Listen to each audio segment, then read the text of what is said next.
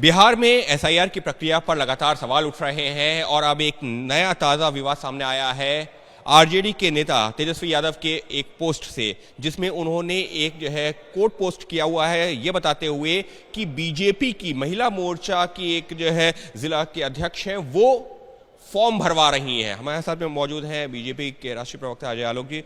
अजय जी, आप लोगों के जो अध्यक्ष हैं, महिला मोर्चा के अध्यक्ष हैं जिला की, वो फॉर्म भरवा रही हैं, तेजस्वी यादव आरोप लगा रहे हैं। देखिए, मैं मीडिया पे एक आरोप लगा रहा हूँ आज। आप लोग क्यों तेजस्वी राहुल गांधी का इतना मजाक उड़ाते हैं? आप लोगों को नहीं उड़ाना चाहिए। नेता प्रतिपक्ष हैं वहाँ, आप लोग क्यों मजाक उड़ा रहे हैं बताइए तो? बीएलए क्या होता है? Booth level agent. कौन होते हैं? पार्टी अपॉइंट करती है। भाजपा के 52,000 हैं, आरजेडी के 47,000 हैं, कांग्रेस के 16,000 हैं, जेडीयू के 34,000 हैं। बीएलए बूथ लेवल एजेंट जो पार्टी के नॉमिनेटेड होते हैं वो नहीं रहेंगे बीएलओ के साथ, तो कौन रहेगा? तेजस्वी यादव रहेंगे। लेकिन इतना सोचने के लिए बुद्धि तो होनी चाहिए। बेचारी 9वीं फेल अब नहीं कहेंगे, 8वीं पास शुरू कर देते हैं, 8वीं पास है।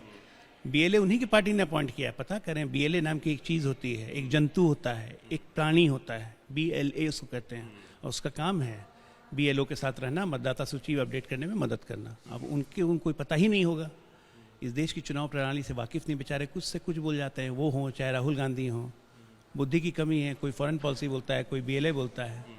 सोच लीजिए, ऐसे ऐसे लोग देश के मुख्यमंत्री और प्रधानमंत्री बनने का सपना पाले हुए हैं। लेकिन उन्होंने जो आरोप लगाया, उन्होंने साफ तौर पर यह कहा कि बीएलओ को जो काम करना चाहिए था वो बीजेपी के लोग कैसे कर सकते हैं, वो ये सवाल उठा रहे हैं। हालांकि आप ये कह रहे हैं कि बीएलए अपॉइंट किए गए चुनाव आयोग के द्वारा और पार्टियों ने उनको नामांकित किया है। बिल्कुल, और उनका काम ही है बीएलओ को असिस्ट करना, मतदाता सूची में उनकी मदद करना, मतदाताओं को जोड़ना, और बीएलए को जो भी मदद चाहिए वो बीएलओ को जो भी मदद चाहिए वो मुहैया करवाना। ये हर राजनीतिक दल का दायित्व है।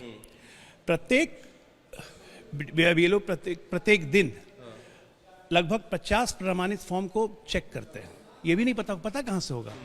ये सब चीज के लिए प्रक्रिया जाननी पड़ती है ना। ये तो चुनाव आयोग ने भी खैर जानकारी दी थी, आधिकारिक तौर पर जानकारी दी हुई है कि जो राजनीतिक दल हैं उनके प्रतिनिधि भी वहां पर ये प्रक्रिया में शामिल है, एसआईआर की प्रक्रिया में शामिल है। लेकिन तेजस्वी यादव और तमाम विपक्षी नेता तो यही कह रहे हैं ना कि बीजेपी के इशारे पर ही पूरी प्रक्रिया हो रही है। इसी वजह से जो लाखों लोगों के नाम काटे जा रहे हैं, गरीबों के, जो पिछड़े लोग हैं उनके नाम काटने की तैयारी हो रही है। ऐसा है कि जब पता हो ना कि रिजल्ट क्या होने वाला है, तो आदमी इसी तरह से मानसिक अस्वस्थता हो जाती है।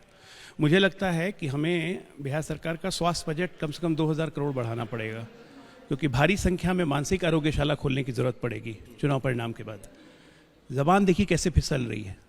पत्रकारों के सूत्र को क्या कहते हैं? आज चुनाव आयोग को तो लगातार पिछले 15 दिन से नॉन स्टॉप गाली पे गाली दिए जा रहे हैं। बीजेपी को तो नींद में भी गाली देते हैं, सुबह उठ के गाली देते हैं प्रधानमंत्री को। तो ये जुबान जो फिसलने का क्रम है, ये मानसिक अस्वस्थता, कुंठा, घनघोर हताशा, निराशा, इसी को इंगित करता है। नहीं तो संयमित रहते, कम से कम चुनाव आयोग को अपना काम तो जानिए, अपने दल का काम तो जानिए, वो भी नहीं पता है। यानी साफ तौर पर अजय आलोक, बीजेपी के राष्ट्रीय प्रवक्ता, उनका यह कहना है कि बीएलओ की नियुक्ति की गई है, उसके साथ ही में राजनीतिक दलों ने अपने अपने जो प्रतिनिधि हैं जिनको बीएलए के तौर पर जिम्मेदारी दी गई है, वो भी बीएलओ के साथ में ही वहां पर काम कर रहे हैं। बीएलओ की संख्या अगर करीबन 1 लाख है, तो ऐसे जो बीएलए अपॉइंट किए गए हैं जो राजनीतिक दलों के कार्यकर्ता हैं, लेकिन बीएलओ की मदद के लिए उनको ट्रेनिंग दी गई है, वो जो काम कर रहे हैं उनकी संख्या करीबन 1.5 से 2 लाख के बीच में है। तो अगर वहां पर कोई व्यक्ति बैठा भी हुआ है किसी राजनीतिक दल का, तो मुमकिन है वो बीजेपी का हो सकता है, वो आरजेडी का हो सकता है, वो आम आदमी पार्टी का हो सकता है, वो किसी और एलजेपी का हो सकता है, क्योंकि वो जिम्मेदारी ही चुनाव आयोग के द्वारा दी गई है और तमाम राजनीतिक दलों के कार्यकर्ता इसमें प्रक्रिया में शामिल हो रहे हैं। और बीजेपी यही कह रही है कि तेजस्वी यादव समेत जो विपक्ष के नेता इस पर सवाल उठा रहे हैं, उनको शायद अपनी पार्टी की ही कार्यप्रणाली के बारे में जानकारी नहीं है और बेवजह चुनाव आयोग पर उठा रहे हैं सवाल। सहयोगी कैमरा पर्सन अजीत गुप्ता के साथ अंकित गुप्ता, एबीपी न्यूज़, दिल्ली।